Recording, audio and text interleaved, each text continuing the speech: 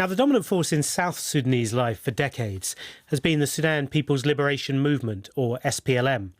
It fought a bitter war against the Sudanese government, won independence for South Sudan in 2011, and has governed the new nation ever since. It has, though, been a rocky few years since independence. A civil war broke out in 2013, killing an estimated 400,000 people before a peace deal was signed.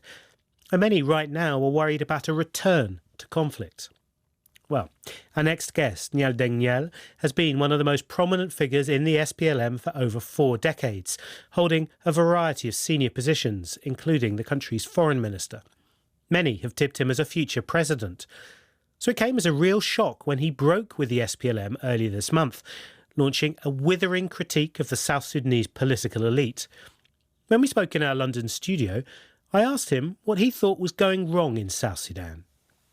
I would say that South Sudan is being run down. The problems are huge. Basically, total failure of governance. Nothing is working. There is very serious political instability that has actually manifested itself in violence all across the country. There is intracommunal violence, intercommunal violence, and of course political violence. The economy is in shambles. The South Sudanese currency basically is now worthless. And life is extremely hard for most South Sudanese these days. We believe that this situation is being perpetuated by the refusal of the regime, President Salva Kiir personally, to allow the transition to run its course. After the conclusion of the peace agreement in 2018, the provisions of those peace agreements have not been implemented. They are being implemented selectively, and that the implementation, of course, even is being violated. The agreement itself is being violated. The government is dragging its feet on the implementation. You think President Salva Kiir would lose elections, even given the historical weight of his party, the SPLM, which took South Sudan to its independence, even given its control of the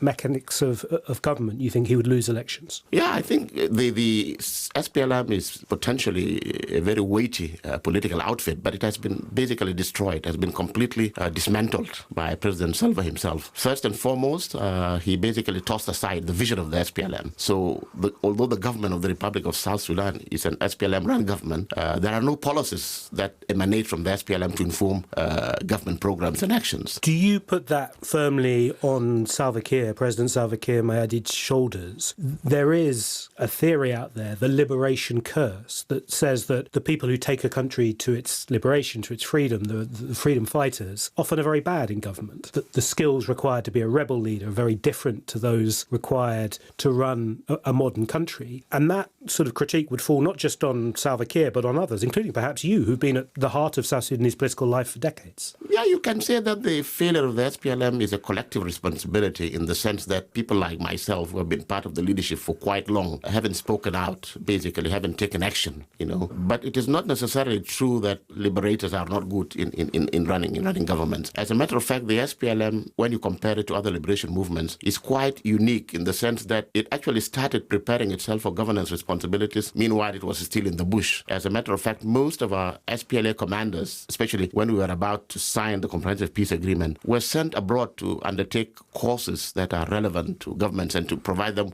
with the skills, because in government you need different skill set than when you are in the bush. So you see the party as essentially a shell of itself or of its ideals. Why? I mean, is this just, to your mind, a way in which Salva Kiir maintains his grip on power, or are there other factors at play? Yeah, he's doing that to maintain his grip in power because he doesn't trust his colleagues in the SPLM to be supporting him any longer.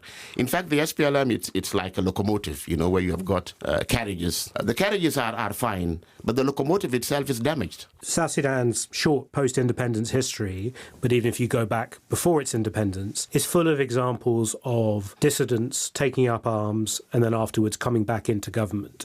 You've formed a new movement. Will it be a peaceful one, or are you prepared to use violence to obtain your ends, your desires? We would hope that we won't have to resort to armed struggle. But if President Salva Kiir and his government continue to resist the transition, so that the transition comes to a halt, then there will be no alternative, not only for me, but for other South Sudanese, other than to resort to armed resistance. It will become inevitable. But do you see anybody, whether it's Salva Kiir, whether it's Riek Machar, whether it's any one of several other powerful men with guns, with armies, willing to accept defeat in an election? It's likely that the election results would be contested. But again, it all depends on how the elections themselves are conducted. I mean, right now, there's no political space. If you deny civic and political space, and then the government, let us say under the SPLM, IG becomes the only political party that campaigns, that goes out soliciting votes and so on, and others are denied that opportunity. Obviously, once the elections are held, if at all they're held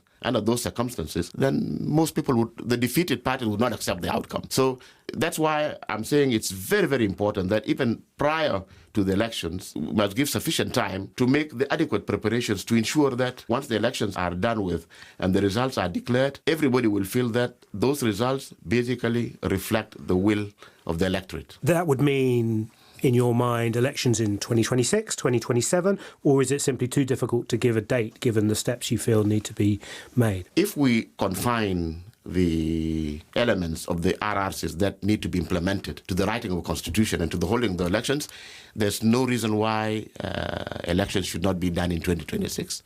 And the sooner the elections are held, the better. You know President Salva Kiir very well. You've known him for decades, fought alongside him, governed alongside him, now in opposition to him.